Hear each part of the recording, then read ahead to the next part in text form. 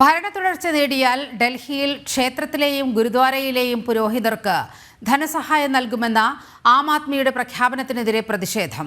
കഴിഞ്ഞ 10 വർഷം ഹിന്ദു സമൂഹത്തെ അപമാനിച്ച കെജ്രിവാളിനെ ഇപ്പോഴത്തെ പ്രഖ്യാപനം വോട്ടിന് വേണ്ടിയാണെന്ന് പുരോഹിതർ പറഞ്ഞു. ഡൽഹിയിൽ അംഗൻവാടി ടീച്ചർമാർക്ക് പോലും കൃത്യമായി ശമ്പളം ലഭിക്കുന്നില്ലെന്ന് BJPയുടെ വിമർശനം.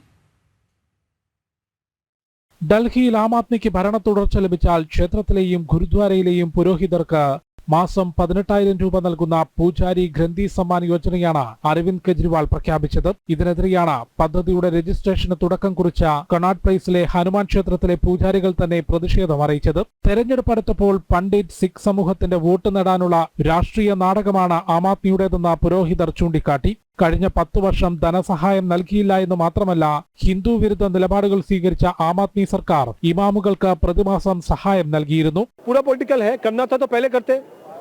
स्वागत करते हैं, होना चाहिए, पर पहले करना चाहिए था. 10 साल से आप खाली मुस्लिम लोगों को दे रहे थे, ये बात गलत है. പൂജാരിമാർക്കും സ്ത്രീകൾക്കും മുതിർന്ന പൗരന്മാർക്കുമുള്ള ധനസഹായ പ്രഖ്യാപനങ്ങൾ വോട്ട് നേടാനുള്ള രാഷ്ട്രീയ നാടകമാണെന്ന് BJP വിമർശിച്ചു. ഡൽഹിയിൽ കഴിഞ്ഞ 7 മാസമായി അംഗനവാടി ജീവനക്കാർക്ക് ശമ്പളം പോലും നൽകാത്ത ആം ആദ്മി സർക്കാർ പുതിയ പദ്ധതികൾ പ്രഖ്യാപിക്കുന്നത് ലജ്ജാകരമാണെന്ന് MP ഭാംസുരി സ്വരാജ് പറഞ്ഞു. कि आम आदमी पार्टी की दिल्ली सरकार ने पिछले 7 महीनों से आंगनवाड़ी वर्कर्स का जो वेतन है वो उनको नहीं दिया है. दूसरी तरफ आशा वर्कर्स मात्र 3,000 रुपया महीने की सैलरी पे काम कर रही है. उनका स्टाइपेंड नहीं बढ़ाया गया है और हर 3 साल पर उनका स्टाइपेंड बढ़ाना ये अनिवार्य था, ये लॉ में है. लेकिन आम आदमी पार्टी की सरकार ने ऐसा कुछ नहीं करा है.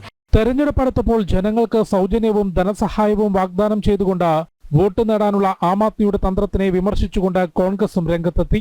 ജനം, ഡൽഹി.